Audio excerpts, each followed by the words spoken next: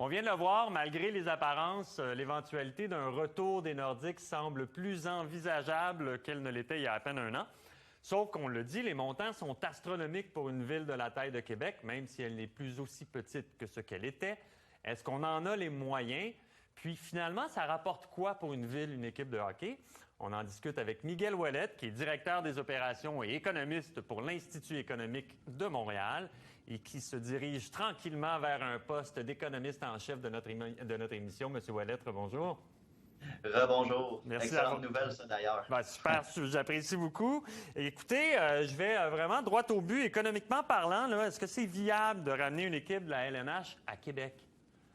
Bien, tout d'abord, sur un plan personnel, je dois vous avouer que c'est certain que j'aimerais revoir la rivalité canadien-nordique. On parle encore du but refusé d'Alain Côté en avril 87. Je crois que ça serait un spectacle incroyable de revoir ces deux équipes-là sur la glace. Il était pas bon, Mais lui, maintenant... de toute façon. Hein. Oui, c'est ça.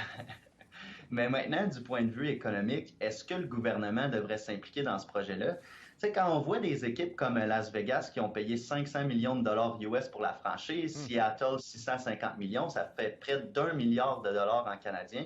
Pour une petite ville comme Québec, c'est beaucoup. Donc, mon point que je vais apporter aujourd'hui, c'est de répondre à la question, est-ce que le gouvernement devrait s'impliquer ou non dans ce projet? Parce que c'est vraiment la question qui est discutée présentement, là. OK. Et dans ce cas-là, j'en conclus que à partir du moment où on imagine l'idée que le gouvernement s'implique là-dedans, vous avez des réserves, là. Oui, exactement. Puis souvent, on base les décisions d'implication du gouvernement sur des études de retombées économiques. Oui. Mais exactement. Mais ce que je veux dire aujourd'hui, c'est qu'il faut être extrêmement prudent avec ces études-là quand on veut justifier l'implication du gouvernement. Je vous explique. Les conclusions de ces études-là sont souvent qu'une nouvelle équipe va générer beaucoup de retombées économiques pour la Ville de Québec dans ce cas-ci. Ouais. Toutefois, il faut se demander la question suivante. Est-ce que c'est du nouvel argent ou simplement un déplacement d'argent? Okay. Donc, en d'autres mots, si moi, je décide de dépenser 200 $ pour des billets pour aller voir les Nordiques, c'est 200 $ que je dépenserai pas dans les restos du Vieux-Québec. Donc, c'est le lapin sauté, le cochon dingue, ces restos-là au Vieux-Québec qui n'auront pas mon 200 $. Donc, on devrait plutôt parler de déplacement de dépenses et non de création de richesse ici.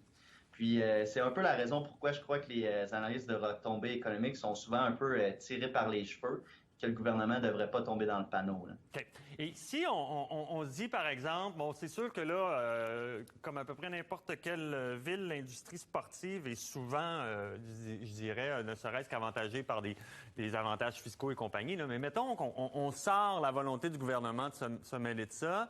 Est-ce qu'on a des consortiums économiques ou, en fait, une puissance économique suffisante à Québec et au Québec pour dire, ben 1 milliard de dollars, on est capable de le sortir, puis on est capable de le sortir de manière viable?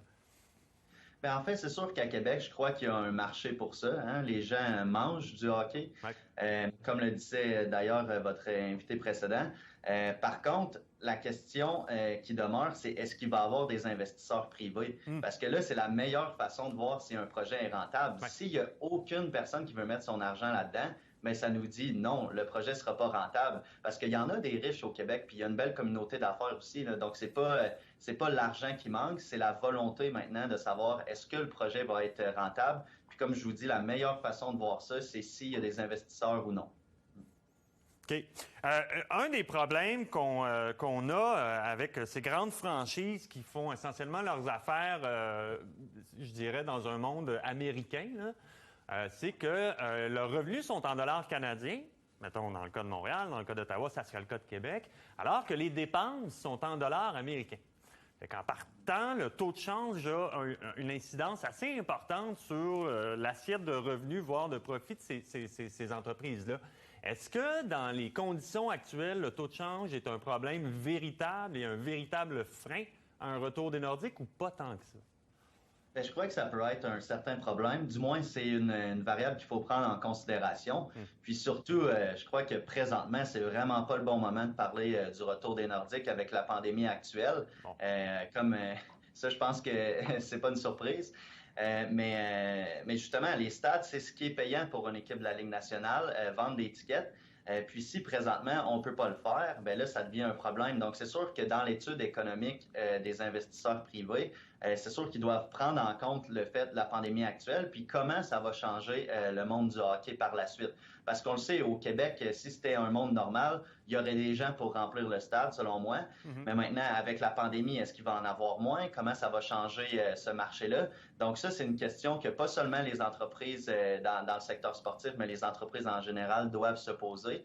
Mais c'est certain que ça vient un peu jouer contre les prévisions économiques de ramener une équipe nationale de hockey à Québec. OK. Mais ce que j'en conclus, c'est parce qu'on en parlait avec M. Lajoie. Bon, Winnipeg, Québec, Winnipeg, je pense pas que ça soit vraiment plus gros ni vraiment plus riche que Québec. Puis si on se fie à avant pandémie, ben la croissance économique de la région de Québec était comme un peu exemplaire à travers le pays. Ça veut dire que théoriquement, si on sort du contexte pandémique, Québec aurait normalement les critères requis pour avoir une équipe. C'est juste qu'aujourd'hui, on n'est plus sûr. J'en conclus que c'est à peu près ça. Sous les conditions qu'il y ait des investisseurs privés, oui. Mais encore là, je pense qu'il faut attendre de voir le après-pandémie parce qu'on peut pas prédire le futur. On ne sait pas quand on va en sortir.